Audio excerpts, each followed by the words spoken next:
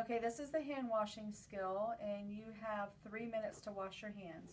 First, you need to make sure that you remove all of your jewelry before you wash your hands. And turn the water faucet on using a barrier, and you have to make sure that you adjust the temperature of the water before you just throw your barrier away. And you have to wash your hands with warm water. Make sure you wet your hands up to your wrists. And you have to wash your hands using friction for 20 seconds. Now friction, you may have slime on your hands, but they're looking specifically for bubbles. So if you have the right amount of soap, which you only need probably about 1 pump, and water on your hands, and you're using the appropriate friction, then you're going to have bubbles and not just slime. If you start to see a little bit of slime and not any suds, then just put a little bit more water on your hands. So you're going to have to wash the palms of your hands, the backs of your hands. Make sure you get between your fingers. Okay, all this constitutes friction for 20 seconds.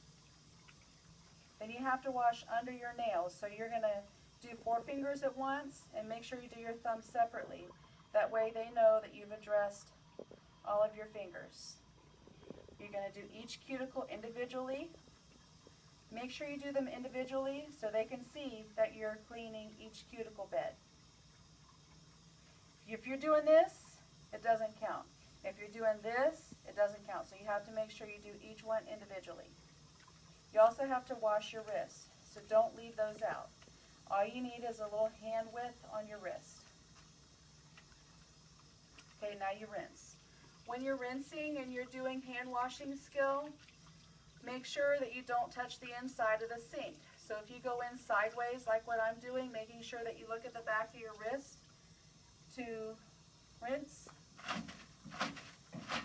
you're good. So you're going to dry your hands completely. Make sure you don't forget your wrist. Make sure you address between each finger. Make sure you have space between you and the sink, because if you're leaning on the sink, that's an infection control issue. Turn your water off with dry hands and a clean paper towel, throw it away, and you're done.